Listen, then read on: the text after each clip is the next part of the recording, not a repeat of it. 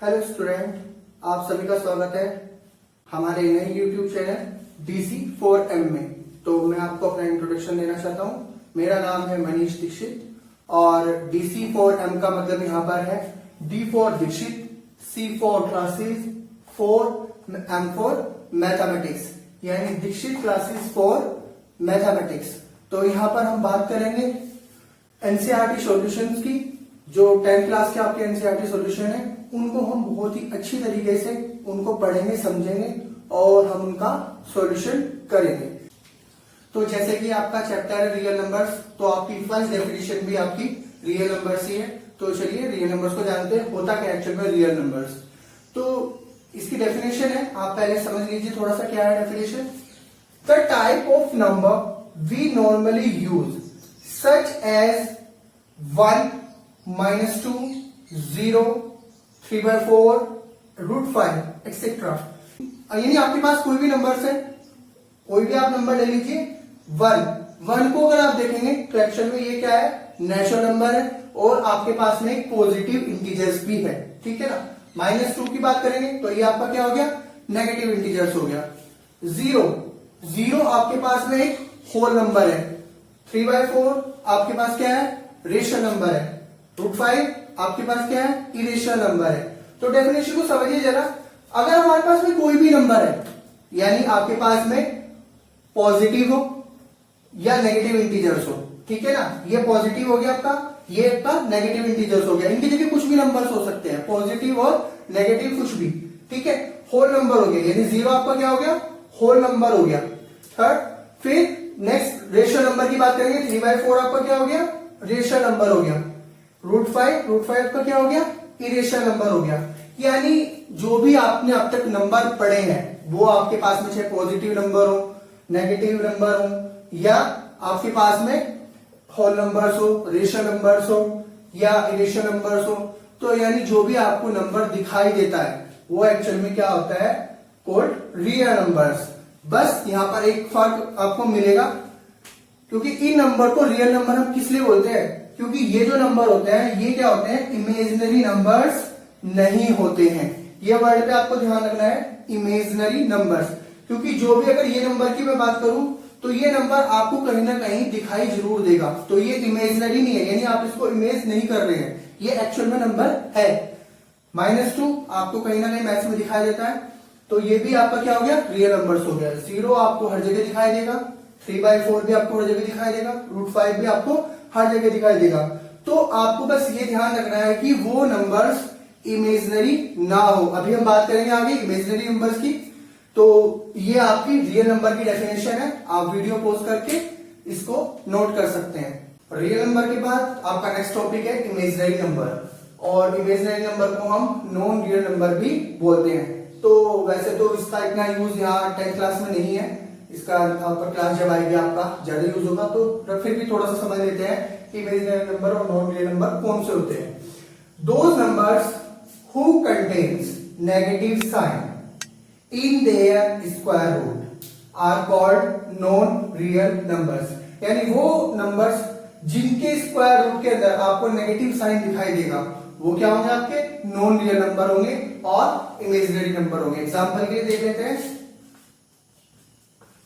जैसे मैंने लिखा √-4, तो यहां पे क्या हो रहा है कि आप देखोगे कि 4 के अंदर, 4 क्या है, स्क्वायर रूट के अंदर है और नेगेटिव साइन कंटेन किया हुआ है, तो ये आपका क्या हो गया, इमेजिनरी नंबर हो गया और नॉन रियल नंबर हो गया। एक और देख लेते हैं।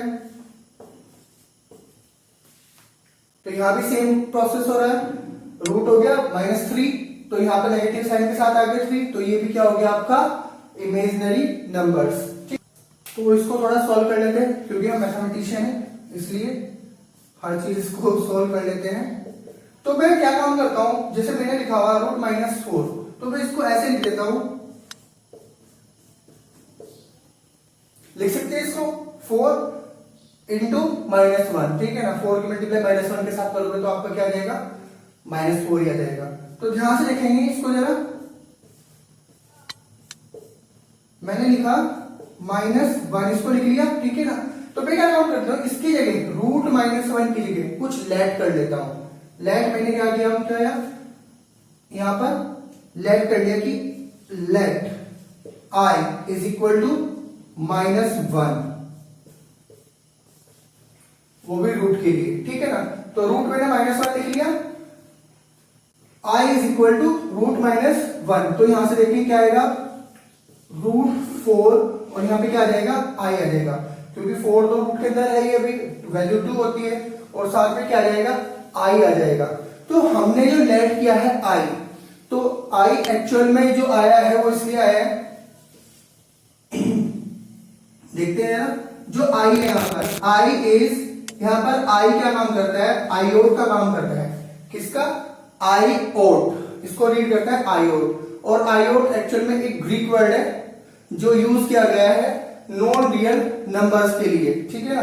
तो आई किसके लिए यूज किया है, नॉन रियल नंबर के लिए, और आई जो यहाँ पे यूज हुआ है वो किसके लिए यूज हुआ है, √1 के लिए, किसके लिए, √1 के लिए। और क्योंकि √1 की हम एक्चुअल वैल्यू नहीं निकाल सकते हैं, तो जब किसी की वैल्यू नहीं आएगी, जब हमें किसी के बारे में कुछ पता ही नहीं है कि इसकी वैल्यू क्या आती है, तो वो नंबर हमारा रियल नंबर से बाहर हो जाएगा और किसमें चला जाएगा, वो इमेजिनरी नंबर में। तो ज्यादा क्लियर हम उसको अपर क्लास में पढ़ेंगे, फिलहाल के लिए इतना काफी है। तो नेक्स्ट टॉपिक है हमारा यूक्लिड डिवीजन लेमा। तो यहाँ पर यूक्लिड हमारे एक ग्रीक मैथमेटिशियन है, डिवीजन आप समझते ही होंगे। लेमा का यहाँ पर मीनिंग है कि किसी चीज को हम प्रूव करते हैं, यानी पहले से वो प्रूव है तो और उसको प्रूव करना। तो बात करते हैं स्टेटमेंट की। तो यूक्लिड डिवीजन लेमा का जो स्टेटमेंट है वो ये है, for each pair of positive integers से a and b we can find two whole numbers q and r। समझते हैं थोड़ा सा, अगर आपके पास में कोई भी दो इंटीजर्स है, यानी पॉजिटिव इंटीजर्स है, यानी वो इंटीजर्स आपके क्या होने चाहिए, पॉजिटिव इंटीजर्स होने चाहिए, तो हम उनको कह सकते हैं, एक इंटीजर्स को कह सकते हैं a और दूसरे इंटीजर्स को कह सकते हैं हम b। तो we can find two whole numbers, तो हम उनकी सहायता से, यानी इनकी मदद से दो होल नंबर निकाल सकते हैं। होल नंबर एकदम से आपको समझ में आना चाहिए कि हम निकालना क्या है, यानी टू होल नंबर्स, हम इनकी मदद से दो ऐसे नंबर और निकाल सकते हैं Q एंड R, यानी इनके सहायता से आप दो नंबर और निकाल सकते हैं। तो इसका स्टेटमेंट आगे बहुत आसान से समझेंगे। जो A होगा, यानी ये जो नंबर होगा A इक्वल होगा इस B के इंटू Q, यानी जो नंबर ये आएगा वो प्लस R, ठीक है ना। तो यानी A जो इक्वल होगा वो किसके होगा, BQ प्लस R के इक्वल होगा।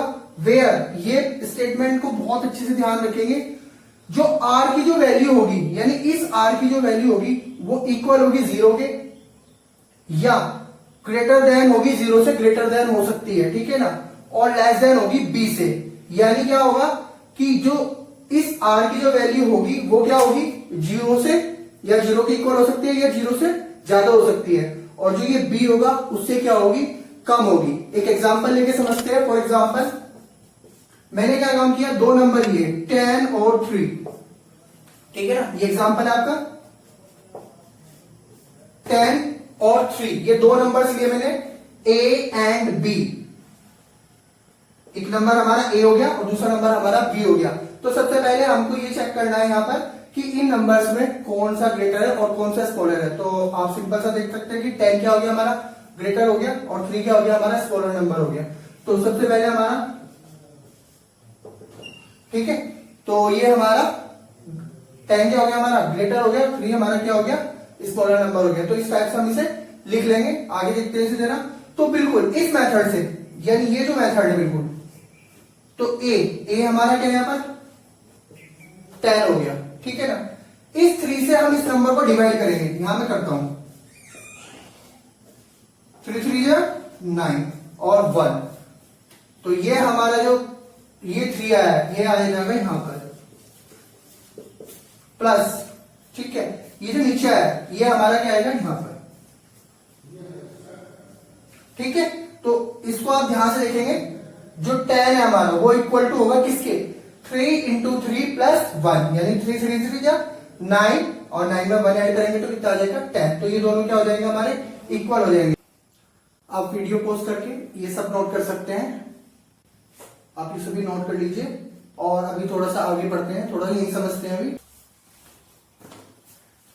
हमने 9th क्लास में एक रिमाइंडर थ्योरम पढ़ी थी, आप सभी को याद होगी रिमाइंडर थ्योरम। तो अगर मेरे पास में A इज डिविडेंड, ठीक है ना, और B कोई डिवीजर है,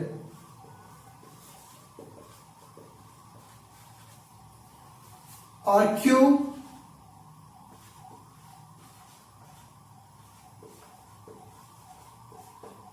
and Q is question and R is remainder है।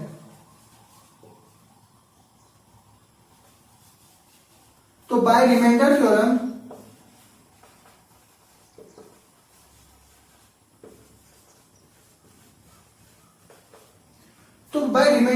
तो रिमाइंडर थ्योरम क्या कहती थी आपका, कि जो आपका डिविडेंड है वो होगा, वो इक्वल होगा डिवीजर के, यानी divisor into question plus remainder. तो अगर इसी स्टेटमेंट को देखें हम और यूक्लिड से मैच करें, तो यहां पे हमारा डिविडेंड हमारा क्या है, A है, डिवाइजर हमारा क्या है, B है, क्वेश्चन हमारा Q है, और रिमाइंडर हमारा R है। तो समझते हैं इसको। तो यहां पे ये लेमा वर्ड इसलिए आया है क्योंकि ये हमारे पास पहले से ही मौजूद है, यानी ये हमारे पास पहले से ही प्रूव किया है, ठीक है ना। और इसी प्रूफ की सहायता से हमने एक और मेथड लगा दिया यहां पर यूक्लिड का। तो यूक्लिड डिवीजन लेमा हमारा क्या हो गया, A equal to B Q plus R, यानी R की जो वैल्यू होगी यहां पर वो क्या होगी, 0 की इक्वल हो सकती है या 0 से ग्रेटर हो सकती है, और B से क्या होगी, लेस देन होगी, यानी B से क्या होगी हमारी, कम होगी।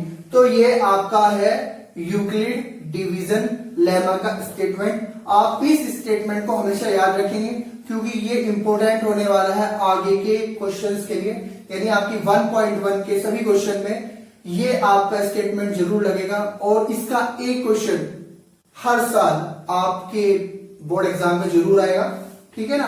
तो इसको आप ध्यान से नोट कर लें और इसको हमेशा याद रखें कि आपका यूक्लिड डिवीजन लेमा का स्टेटमेंट क्या है, ठीक है।